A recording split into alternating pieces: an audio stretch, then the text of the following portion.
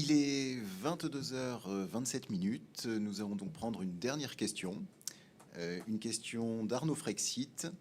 Bonsoir Monsieur Asselineau. Un mot optimiste pour les militants afin de conclure. Merci.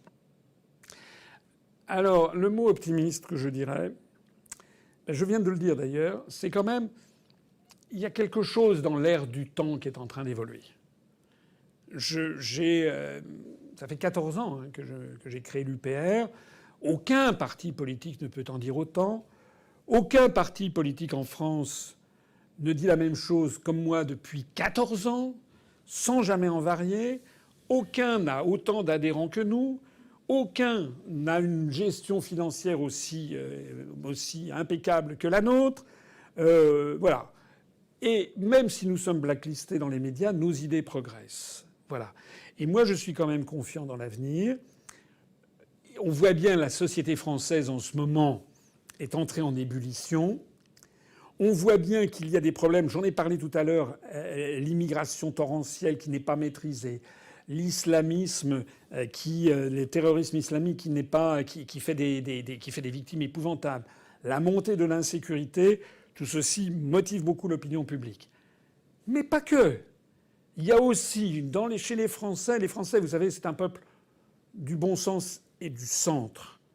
Donc les Français, ils ont besoin d'un chef d'État, d'abord qui connaît les dossiers techniquement, qui est fiable, qui est courageux.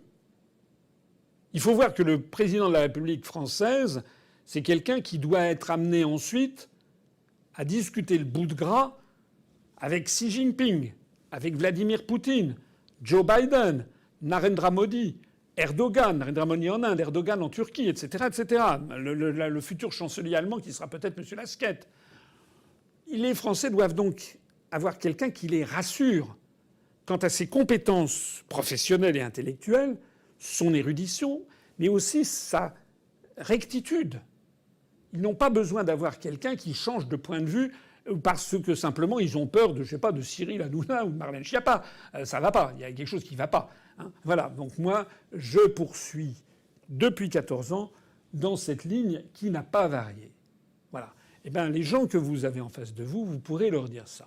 Vous pouvez leur dire, Monsieur Asselineau et le parti qu'il a créé n'ont pas varié depuis 14 ans et tous les éléments, tous les faits depuis 14 ans leur donnent raison. Donc donnez-leur leur chance. Si nous étions dans un pays normal, si nous avions accès aux grands médias, si j'avais en France, je ne demande qu'une chose, c'est d'avoir en France la même médiatisation que Alexeï Navalny, qu'un opposant russe. Je peux vous dire que là, à mon avis, on ferait vraiment un très grand score. On est bloqué, on est barré, mais ça ne doit pas être pour vous l'occasion de baisser les bras. Soyez au niveau de tous nos ancêtres. C'était pas facile de se battre en 14 sur le chemin des dames. C'était pas facile en 1941-42 d'être dans la résistance.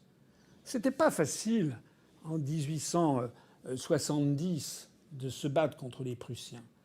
C'est pas facile.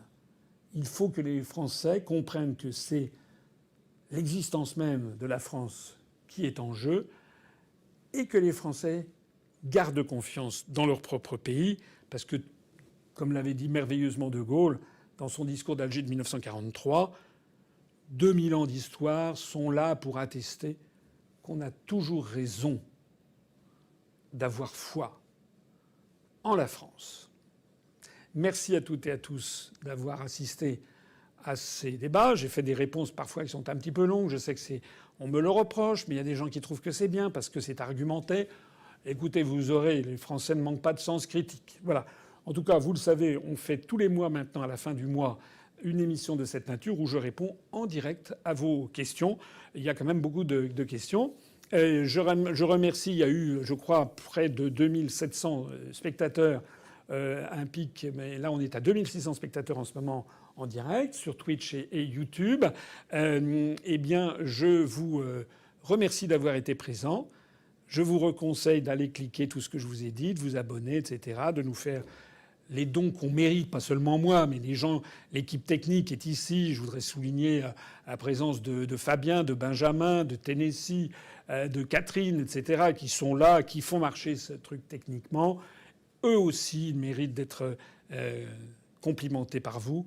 Et eux aussi, ils méritent que vous leur fassiez confiance et que vous nous versiez un petit obol pour faire fonctionner l'UPR.